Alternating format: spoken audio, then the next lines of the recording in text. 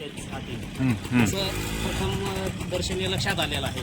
तर प्रत्येक वेळेस ग्रामपंचायत मुतारी स्वच्छता ह्याच्यावरच कमाईचं साधन झालेलं आहे.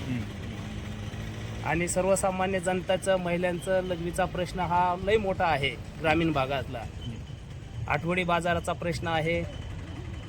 अक्षरशः माणसं लघवी नाही केल्यामुळं आजारी पडायला लागले. तर आणि स्वच्छता तर काहीच नाही इथं. स्वच्छतेसाठी एक माणूस ठुलता इथं 8-15 दिवस महिना होता, पण त्याच्यानं सारी अवस्था चांगली केलेली आहे. पण त्याच्यासाठी राजकीय काहीतरी हे झालेलं आहे. तर ह्या लाईव्हच्या माध्यमातून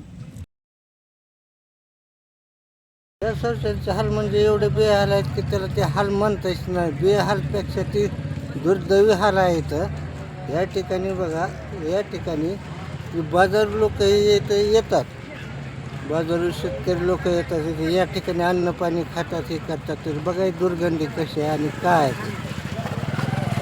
दुर्गंधी कशी आहे.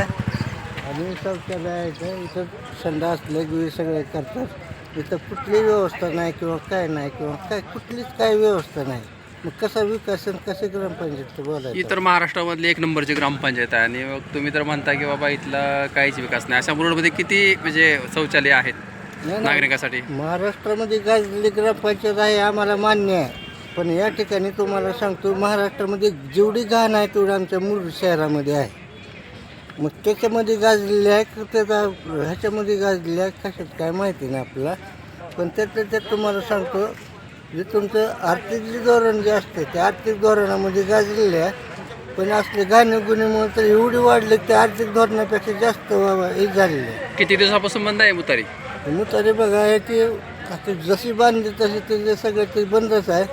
आधीमध्ये कधीतरी चालू केले होते, पण आणखी सुद्धा त्या ठिकाणी ते बोर्ड लिहून सुद्धा आणखी लोक लघवी करतात, हे करतात, सगळे करतात. काही दिवसापूर्वी या ठिकाणी एक कर्मचारी ठेवला गेला होता साफसफाई करणारा. हां, तर मला आता असं तो कर्मचारी दिसत नाही, कधी बसून नाही. तर मला असं समजलं की त्याचे काय पगार वगैरे काय दिलं नाही, म्हणून तो काय ते थांबला नाही आणि तो त्याच्या कामाला. आपली तर ग्रामपंचायत आर्थिकदृष्ट्या जर सक्षम असेल हां, तर एका कर्मचाऱ्याचा ते पगार देऊ शकत नाहीत का? त्यांना देणं भागच पडतं. आणि तिथं या ठिकाणी शौचालय साफ करणारे एक व्यक्ती पाहिजे, तिथं कर्मचारी पाहिजे. ते हे करा. आता तुम्हाला ग्रामपंचायत कर्मचारी किती आहेत? तुम्हाला झाडूवाले कर्मचारी आहेत, लाईटवाले कर्मचारी आहेत, किंवा कुठं साफसफाई करणारेवाले आहेत, तुमच्या पाण्याची व्यवस्था करणारे कर्मचारी. मग शौचालयासाठी का नाहीत मग त्या ठिकाणी? अगदी बरोबर आहे. म्हणजे मुरुडकर फार म्हणजे शौचालयाच्या बाबतीमध्ये जागृत नसणारे दिसत आहेत. जिथं म्हणजे ठिकाणं सापडेल त्या ठिकाणी ते शौचालयाला जात असताना दिसत आहेत. पण ह्या गोष्टी कोणीही बोलून दाखवत नाही.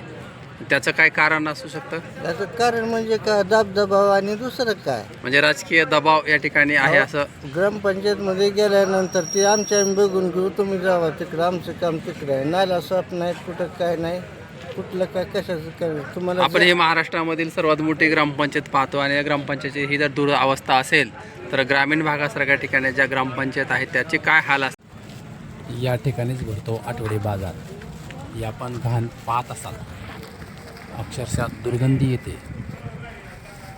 तरी देखील प्रशासन याकडे लक्ष देत असताना दिसून येत नाही.